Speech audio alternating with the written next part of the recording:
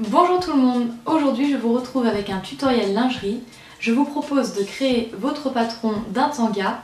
Si vous préférez directement télécharger le patron et l'ajuster à votre taille, vous pouvez cliquer en barre d'infos et le lien va vous rediriger vers mon site. J'ai créé ce patron pour une copine en taille 34-36. Si vous ne savez pas comment ajuster un patron, je vous invite à regarder la suite de la vidéo. Le patron d'un tanga est constitué de 3 pièces, un devant, un derrière et un rectangle. Au niveau des mesures, vous n'aurez besoin que de votre tour de bassin. Pour le définir avec exactitude, placez un mètre là où vous souhaitez que le tanga arrive, au-dessous du nombril. Le tour de hanche est également la seule mesure que nous allons modifier pour ajuster le tanga. Nous n'allons pas modifier les mesures du devant et du derrière, sauf si vous voulez gagner ou perdre en couvrance, auquel cas vous pouvez ajouter ou enlever 0,5 cm à chaque mesure du devant et du derrière.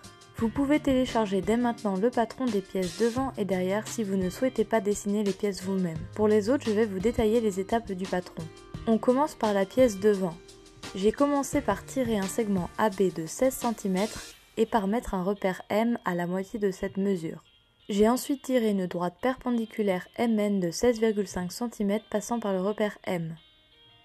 Puis j'ai tracé une droite CD de 2,4 cm perpendiculaire à MN et parallèle à AB, N étant le milieu de CD. J'ai placé un repère X, sachant que XN égale 6,5 cm, puis j'ai tracé une droite DE de 5,2 cm perpendiculaire à MN et passant par X. Ensuite j'ai relié les extrémités entre elles. Puis j'ai tracé de légères courbes pour arrondir les côtés. Cette pièce devant servira également de patron pour le fond de culotte.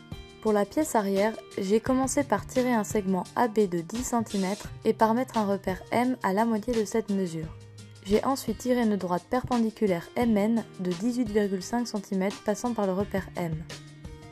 Puis j'ai tracé une droite CD de 2,4 cm perpendiculaire à MN et parallèle à AB, N étant le milieu de CD.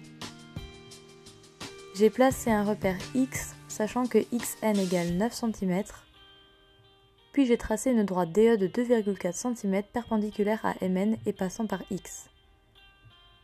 Ensuite j'ai relié les extrémités entre elles, puis j'ai tracé une légère courbe en bas et une plus forte courbe en haut. Vous pouvez vous aider d'une règle comme celle-ci si vous en possédez une.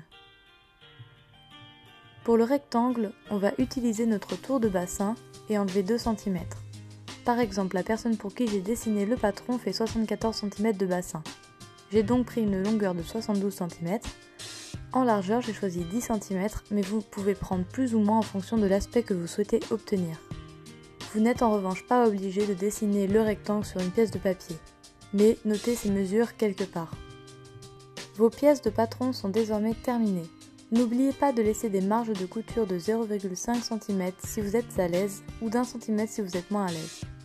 Cette vidéo est terminée. Si quoi que ce soit n'est pas clair, n'hésitez pas à me laisser un commentaire en barre d'infos.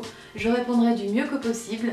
Si vous souhaitez savoir comment réaliser votre tanga à partir du patron que nous venons de créer, je vous retrouve samedi prochain avec le tutoriel. Pour ne pas manquer le rendez-vous, abonnez-vous, cliquez sur la petite cloche pour recevoir la notification, likez cette vidéo et rejoignez-moi aussi sur les réseaux sociaux Facebook et Instagram. Je vous dis à très vite.